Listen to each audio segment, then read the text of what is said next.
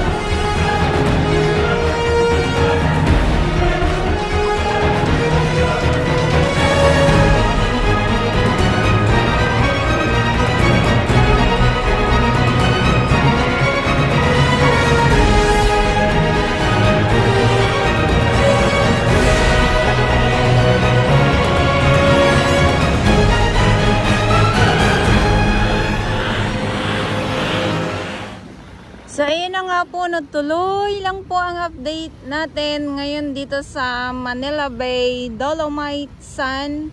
At ito nga po ay sarado sa publiko, sa ating mga viewers. Pag Thursday po talaga, sarado po ito sa publiko para sa maintenance day. Ay, yung mga isda.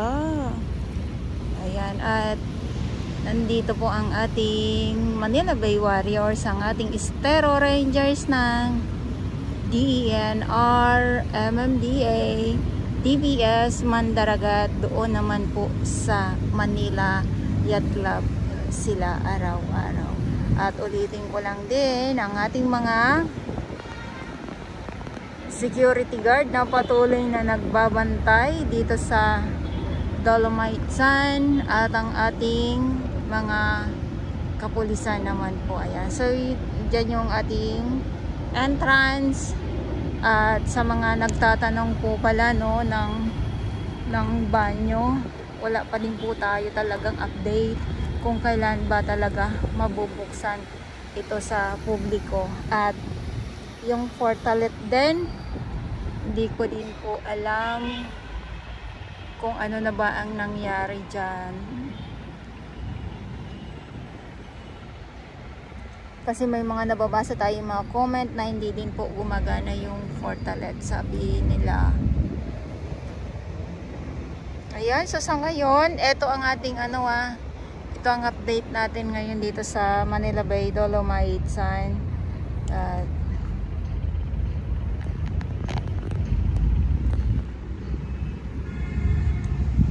Kung may ilan man po ng mga basura ay inaagad din naman ng ating warriors.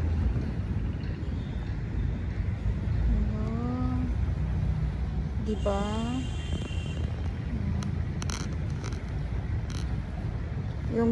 Yung gusto man natin na sana ganito na lang palagi, no?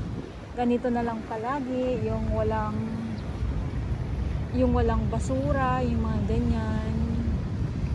Yung wala tayong makitang tambak na basura na mapapadpad dito sa dalampasigan ng Dolomites. Kasi minsan, payong ko. Ano ba yan? Iniiwan ako ng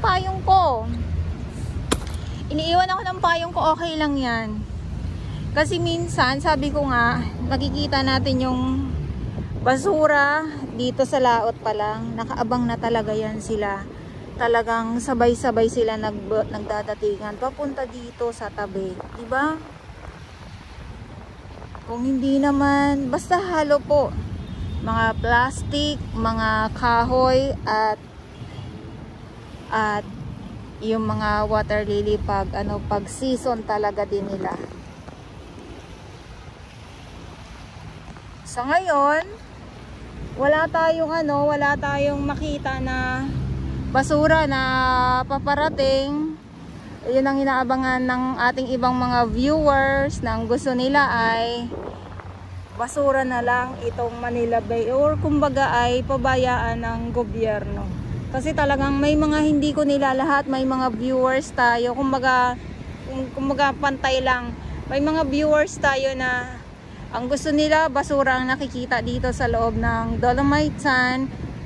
Siyempre, tulad ng nabanggit ko, hati nga. May iba naman ay pangkalinisan ang gusto, di ba?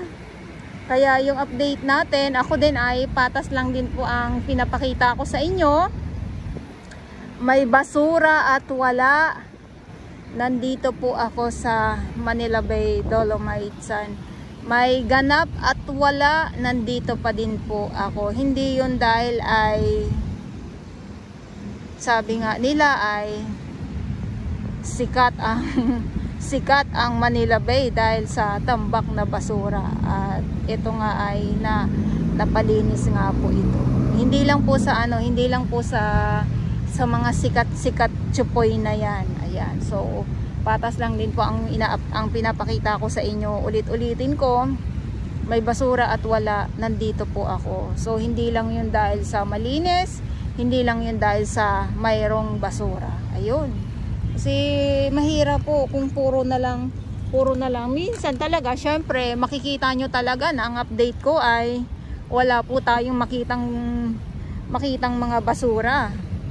At minsan naman talagang ang update ko ay makikita nyo po na talaga namang sangkatutak natambak ang basura din. Ganun lang po yun. Kaya sabi ko, patas lang ang update ni July para sa inyo. Hindi yung pag may basura doon lang susugod. Hindi po ganun. Ayan. So dito, ito yung banyo na sana mabuksan po talaga sa publiko, kasi ito ang inaabangan talaga ng karamihan. At yung mga namamasyal nga po dito ay nahihirapan yung kung saan magwiwiwi, 'di ba, yung mga ganyan. At sana maging okay, no? At ito naman yung Mandamos office naman diyan, na ang inaabangan ko din po ay yung coffee shop nga din po diyan. Sana ay magkaroon po or mabuksan na din po. Kasi yun ang inaabangan ko talaga. Bukod dito sa banyo, kundi itong coffee shop po dito sa Mandamos office. Ayan, so napakaaliwalas, napakatirik ng araw. Ngayon dito sa Manila Bay, Dolomites, kumikinang, nakakasakit sa mata, nakakasakit sa dibdib, parang nakaka-high blood, parang nakakaano. Lahat na binanggit na no. Ayan, so yun lang, 2024 na po sa ating mga viewers. Sana good vibes na lang po ang lahat, 'di ba? Kasi mahirap naman po.